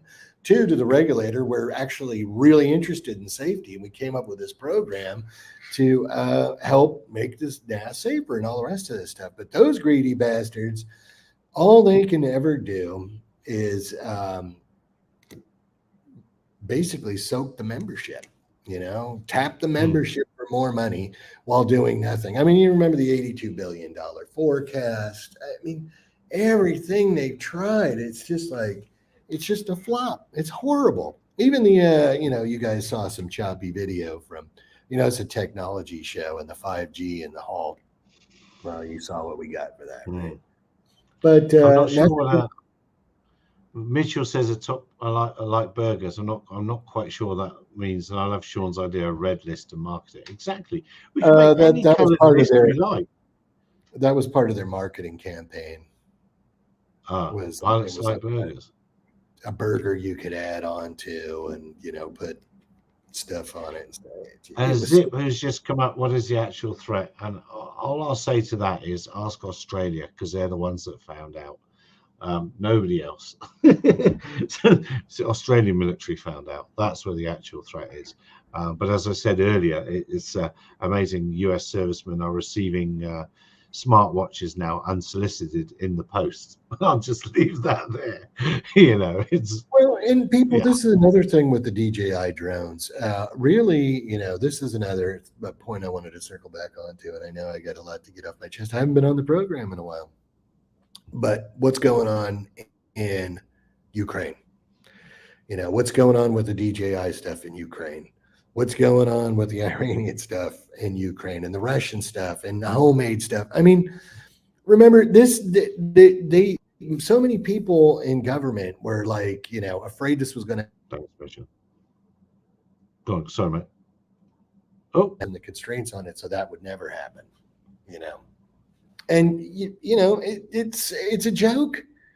I will say that the RID information that was given to the Russians, is used for targeting Ukrainians and whatnot. So anybody who thinks like the Chinese communist government is like benevolent is smoking too much dispensary weed, in my estimation. Well, it's legal everywhere. And when we started all this, it wasn't legal everywhere. But anyway, that's how long it was. But how? Even just copying all my aerial videos? No, it doesn't. It's not all your aerial videos. It's not all your data.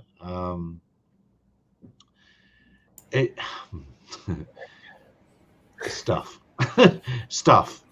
There's stuff, Zip. There's stuff, and it's been proved. There's research it. There's enough information out there. Yeah.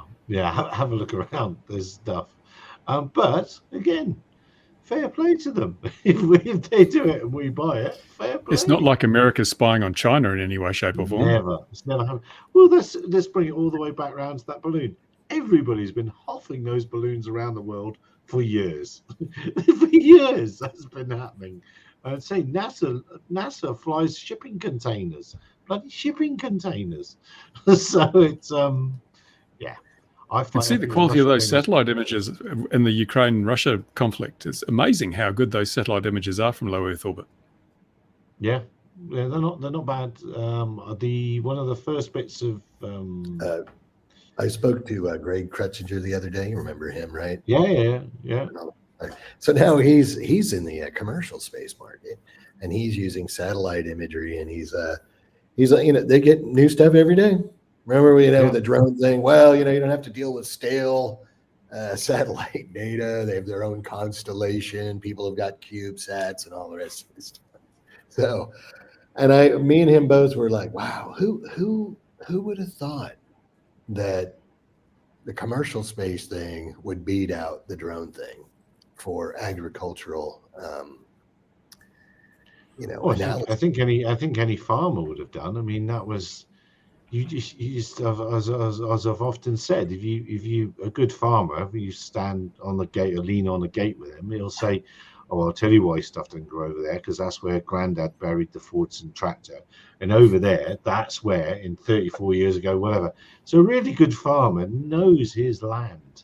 It's not something that you can commoditize, and he knows the weather and he knows the soil, and he doesn't need sensors. He knows. If he doesn't know, he's no longer a farmer.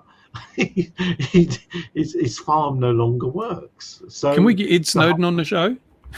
We might meet him. Well, I will say, a lot of things are going more corporate here in United States. But one of the things with people using the satellite imagery for agriculture is that it was stale and it was expensive. But now the prices have come down on that, and it's not stale. So you don't even need to 10 meter resolution stuff refreshed every week for free from the European satellite for the whole world. No, every 3 days, sorry, for the whole planet. So yeah, if there was cloud over your bit of the planet in that we'll just wait another 3 days, and you can see it at 10 meter resolution, and that's good enough. But because agriculture was one of the great big sort of 3DR cells, and one of the great big early is on monitoring, all on watch list. We've been on that watch list for a long time, Sean. We've actually had emails from them, but anyway, that's another thing altogether.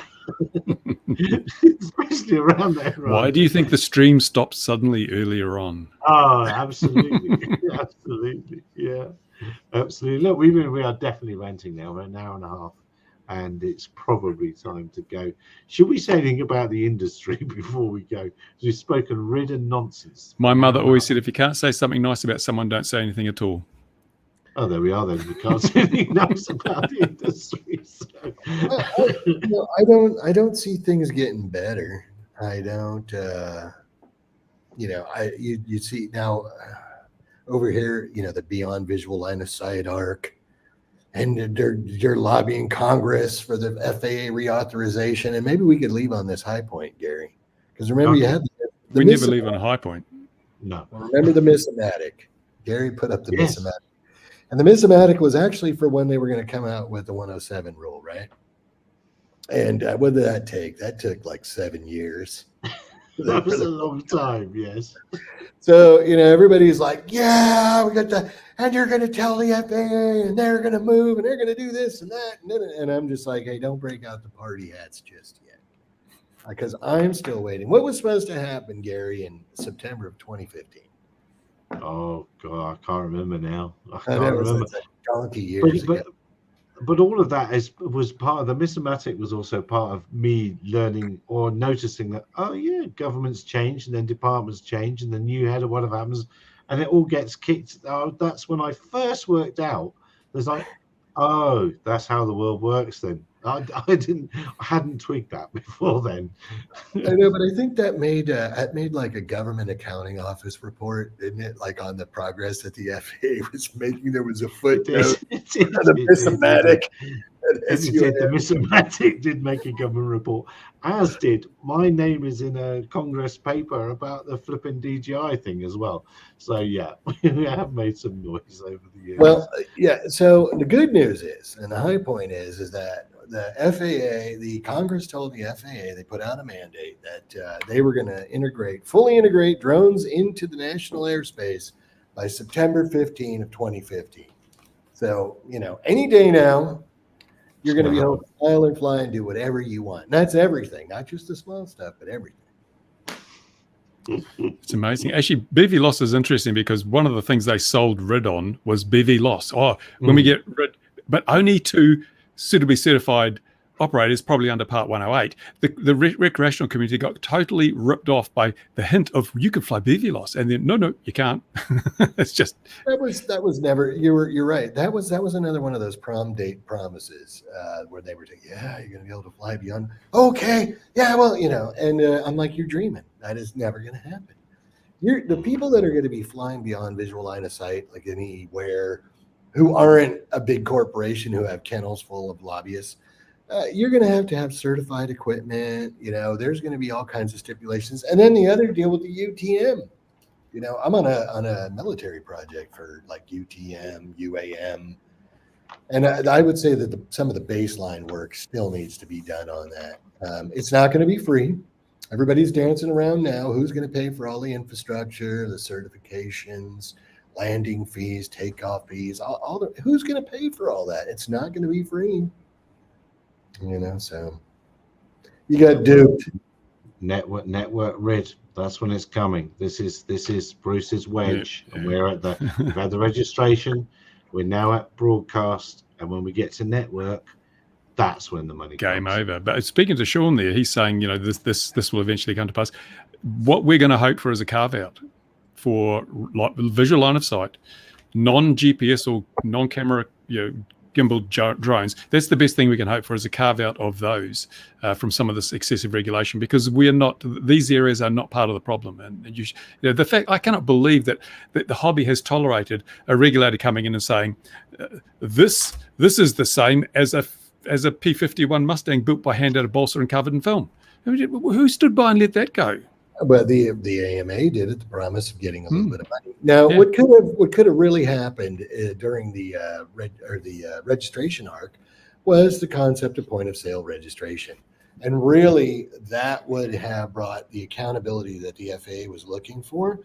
DJI, Best Buy, Walmart, they didn't want that because they knew that was going to chill sales.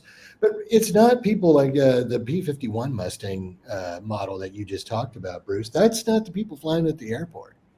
The hobbyist and the model guy not flying the quadcopter, which actually takes some skill, or you built it, or whatever else. That's a totally different kettle of fish than someone going to buy a quadcopter that'll pretty much fly itself. Now, nobody wanted that point of sale registration because, again, you'd go down to Best Buy and you got this is federally regulated, and I can't fly wherever I want. I can't I'm not spending $1,500 on that, and it's game over. And of course, the bigger picture is we're going past. Exactly. There are thousands of COTS drones from DJI and Autel and whatever, but we've gone past that peak. And the regulations are coming in as that's all sort of dying away, and it's going to be traditional model aviation that really gets the knock in the teeth. You said it was like peak drone. What would you say? 15 or 16 was peak drone. Yeah, remember that used to see them. One last story. So I tried to get on the new DAC, reconstituted as the AC, and the community advocate position was open. So I talked to Jay Merkel and I talked to Gary Kolb, he's the guy in charge of the whole thing. And I said, hey, I want to throw my hat in the ring. And they go, you had to apply for that back and blah, blah, blah. And I go, well, if you. Oh, and he goes, blah, blah, blah. I did. And he gets all the rest of that stuff. All right, cool. Sounds good. Back in September. You know the punchline on this one? You know what happened? So but in January, I asked him, I called him or emailed him, and I said, hey, any movement on the on the ACT thing and the community advocate thing? Oh, no action. So I checked again just probably a month ago, and they picked 2 other people for the community advocate position. And I asked him, I said, how did I get, you said there was no action, but there was action on there, and how did I get passed over? Well, a lot of people applied, and there's a lot of people who are really qualified. And I said, well, I'm going to tell you right now. There's a handful of people on the planet that have the experience with this that I do. And I'm not saying that I'm the only guy, but I only see like a few people on that act that have the experience to really deal with this issue. And then I said, so I don't understand how I didn't make the cut. And I asked him, I said, I laid out the statistics, and maybe you guys know them, but here in the United States, do you want to venture a guess on the percentage of drones that are registered with the FAA that are made in the United States? Oh, as a percentage, it's got to be less than 5%. Bruce? It would be a very small number. I don't know. Less than 1%. Yeah. And then, It had to be. It had to be. And he was like, "Wow, I didn't know that." And I go, "Okay, well, here's the next one. So, what's the percentage of drones registered over there at the FAA that are Chinese made? You want to take a guess, Bruce?" It would probably be over 90%. Well, Gary? Well, it's 99, isn't it then? No, I think it's. I want to say it's like 77 or 78%. But then you've got to say to him, oh, and by the way, have you wiped out all the stuff from the early years? Because they don't stop the counter. They say we've got X million drones but that's because drone number 1 is still on the bloody list. They don't get rid of them. No, they don't get rid of them, and they don't get rid of when people aren't current with their 107s. But the thing with that is he laughed, and I go, yeah, I know, and I'm the troll, but it was your regulation and not him personally, but the FAA's regulation that facilitated that. And that goes back to the national security issue. And then I asked him, I go straight up, I go, how does a guy get on? Do I need like CCP backing like Shulman had, or, what's the inside track, buddy? How do I get on there? So the punchline on that is the FAA, again, they're not interested in anyone with any real ideas. There are some new groups starting up. There's one called Aurora, and they're the Advanced Urban Air Mobility. These people are, well, I'm not trying to deride them because they're passionate. They want to, but they have no idea what public policy is all about. And they don't understand how the FAA works. And most of these people are going to bust out before they get in the air. We've seen countless companies bust out. Interesting, though, because the people, obviously, they're loading these committees with people that are aligned with their own perspectives and other members of the thing, because these community or citizen representatives are both commercial drone operators. So where's the hobby? Where's the recreational aspect? Yeah, they may fly them also recreationally, but if you're commercial, that's always going to usurp your recreational input because that puts food on your table. Well, or how about you're on the RID thing, which, there's two community advocates that were on that. And the guy gets off the thing and he patents technology. It's like, well, what are you doing? You're on the RID arc and then you come off and you patent technology for it. I mean, that's not right, and then those yes men get to be on the act and, oh, that's a good idea, FAA. So there's a profit motive for most of these people to go along with the madness. And that's the thing I don't think people understand. Well, then Sean's talking to the madness there. I think he's probably exactly right. I think we would have to look, but I think he is probably exactly right. First time regulations are being made for something that currently physics does not support. Or economics. Did you see that article about the economics? Yes. Yeah. Did you see the article about the effects of winds in urban environments and how that will basically scuttle much of these people are just not looking at the reality of the situation. They're just focusing on, I can make some money. Good story. That's some of the baseline information or the baseline data that still needs to be collected, Bruce. I flying in San Francisco. Do we really need to go and get scientists to work out that baseline information? Well, yes, just like Bruce is saying, most of these people are uninitiated or uninformed. Okay, so I've done a lot of flying in San Francisco. There's multiple microclimates. Who's flown near tall buildings? Who's flown? I've seen things out in the country. Tailing piles at mines. People don't realize there's a lot of energy in the atmosphere, and I've seen drones. You'll get eddies. It's just like a stream, right? You got like a rock in a stream or rocks in the water goes around it.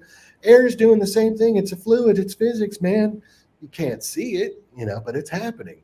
So as you're flying your drone or your AAM or your whatever you want to call it, around, and you're flying it around buildings. He comes and goes. There's updraft from heat off the pavement. There's cold. All of these things affect the density of the air, and how you fly your aircraft. And then you have that multipathing with GPS and whatever else. And it just goes on and on. And nobody is nobody's considering that. And then you have all of the networking information. That's another thing that we're doing right now. They don't know where there's holes or interference. And people, you get crappy service on your cell phone. It could be a ballast from a fluorescent light is bad somewhere. Those could go bad. Things can happen. So there's a lot of things that need to be worked out before the guy from the coffee shop is flying around in the flying taxi. The other thing that's interesting is, like Lilium, they're expecting a next generation of battery technology. And people have said to me, but there's so much money going into battery development because of EVs. But have you noticed where EV battery technology is going? It's going away from high energy densities towards lower energy densities. Everyone's going to lithium phosphate batteries now, away from the lithium ions, because they're safer, they're cheaper, and they provide enough performance, but they don't have the energy density in terms of volume or mass. Therefore, we're not going to see that breakthrough battery technology. We're going the wrong direction for that. Well, not only that, it's when you're burning the dinosaurs, you become more efficient as you're flying along. And with the electric, it's literally dead weight. So I've even heard this. I can't even remember. Is it Ian would say, it's poppycock or whatever. But there's these ideas where, like, you're going to be swapping out these 500-pound battery packs when the taxi comes in for a landing, and the people are all getting on. He's pulling them on and off. And is that going to be a certified position? Or is that just some dude that showed up? Swappable batteries. Remember, swappable batteries, the support infrastructure, the strength inside the frame and everything, and the fitments, it all adds to the weight payload, which reduces your range and it all subtracts. It's such a delicate balancing act that if you were to get it to go, it would be so delicately balanced, it would be unsustainable. So we're still so far off that balance that we're talking a decade ahead. Well, I'm thinking about getting into submarines. That's where the money's at. You got a crush on someone. Exactly. Very good. Now, I remember a lot of that guy's spiel reminded me a lot of that Silicon Valley mumbo jumbo. And somebody else that's in the drone business. That is urban air mobility. Underwater urban air mobility. It is. It is most of that business. Now, he needs to get together with Elon Musk. We could have hyperloops based on sewer pipes. There you go. Well, he would like to, right off the bat, right there. He's unavailable down the pipe. No, that was a terrible thing, and I think what perhaps is worse is that they knew it had happened. Was it on the Friday, and they were still searching on the Sunday because all the acoustic senders had heard the boom all around the world. They heard the boom. So that was a. That's the thing. Everyone knows this urban air mobility isn't going to fly. Yet people are going to go ahead and try and do it, and people will die. Yeah. Well, Cat's in Salisbury. I'm coming to see him next time I'm there. I'm trying to remember the name of the pub on the eastern side on the Ring Road. I used to go. Is it the Hotback Brewery? Love Salisbury. I've got that album. Uriah Heep, Salisbury. I think so. I think it's the Hotback Brewery. I think it is. I love Salisbury. Salisbury's. If you go to, but that's kind of. Yeah, unless you've made enemies with Russians, then it's not a good place to go to, Salisbury. The album's got a tank on the cover. Yeah, the cathedral is a wonderful tour in Salisbury. It really, really, really is. It's anyway. I'm ranting, which means it must be time to go. We're going for an hour and 46. But as what's the Sean says, previously said, the reluctant to see you home in low airspace. Inefficient electric powered. Yes. Yes, because there's no regenerative braking when you're coming down in a UAM, not like an EV. So if you have to go up high, it's waste energy. Yes, I don't absolutely. think it's totally impossible. I do think it's possible, and I do think that we should start with cargo first. And there are certain applications where it can work. And I think, the other thing is as I tell everyone, you're going to have some sort of APU on board generating electricity or whatever. Oh, It's just I know great the work. Greens super have cut them silent. off. Anyway, it will like it take a long time, but Oh, you could well, probably pick up a cheap Game Boy controller.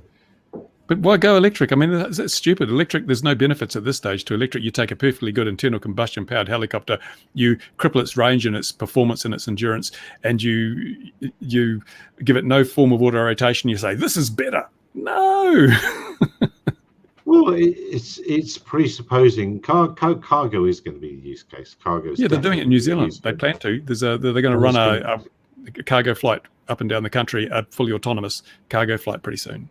And and if anything, it'll be a Cessna Caravan or something similar. Yeah, I think it was something like that. But I can't fly my drone over my house still. Too dangerous. Yeah, that makes complete sense. But the going into town, as I've always said, if you need to work in the city, then you're not high enough up in the company. You're not. Aren't we all working from home now? Yeah, exactly. Well, that's because it's on the premise that we're going to continue to work as we do in cities, and that's not how it's going to happen. It's not going to how it's going to happen in 50 years' time.